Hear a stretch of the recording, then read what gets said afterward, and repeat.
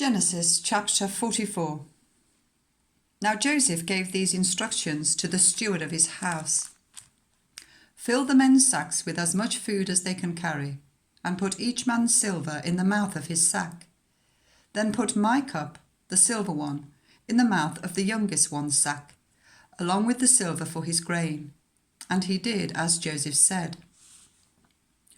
As morning dawned, the men were sent on their way with their donkeys.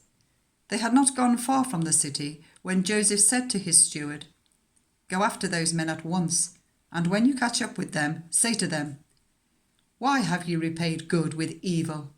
Isn't this the cup my master drinks from, and also uses for divination? This is a wicked thing you have done.'" When he caught up with them, he repeated these words to them, but they said to him, "Why does my lord say such things? Far be it from your servants to do anything like that. We even brought back to you from the land of Canaan the silver we found inside the mouths of our sacks.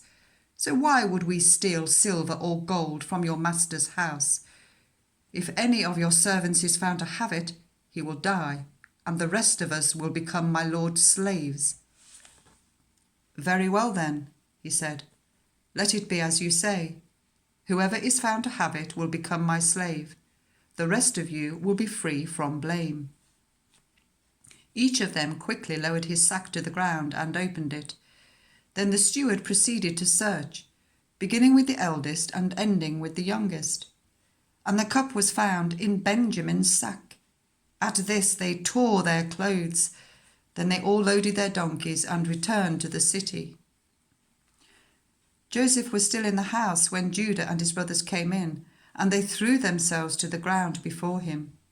Joseph said to them, "What is this you have done? Don't you know that a man like me can find things out by divination?"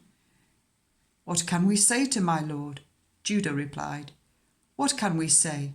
How can we prove our innocence? God has uncovered your servant's guilt. We are now my lord's slaves, we ourselves, and the one who was found to have the cup." But Joseph said, "Far be it from me to do such a thing.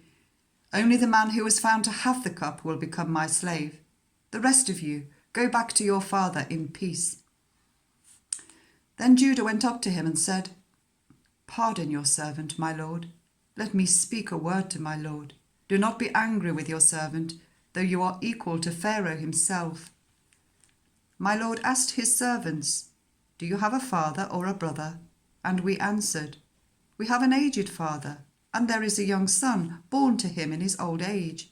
His brother is dead, and he is the only one of his mother's sons left, and his father loves him." Then you said to your servants, "Bring him down to me, so I can see him for myself." And we said to my lord, "The boy cannot leave his father. If he leaves him, his father will die." But you told your servants, "Unless your youngest brother comes down with you, you will not see my face again."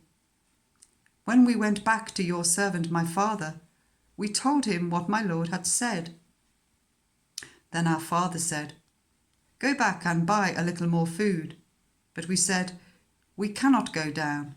Only if our youngest brother is with us, we will go. We cannot see the man's face unless our youngest brother is with us." Your servant my father said to us, "You know that my wife bore me 2 sons. One of them went away from me, and I said, 'He has surely been torn to pieces, and I have not seen him since.' If you take this one from me too, and harm comes to him, you will bring my grey head down to the grave in misery. So now, if the boy is not with us when I go back to your servant my father, and if my father, whose life is closely bound up with the boy's life, sees that the boy isn't there, he will die. Your servants will bring the grey head of our father down to the grave in sorrow." Your servant guaranteed the boy's safety to my father. I said, "If I do not bring him back to you, I will bear the blame before you, my father, all my life. Now then, please let your servant remain here as my lord's slave in place of the boy, and let the boy return with his brothers. How can I go back to my father if the boy is not with me? No, do not let me see the misery that would come on my father."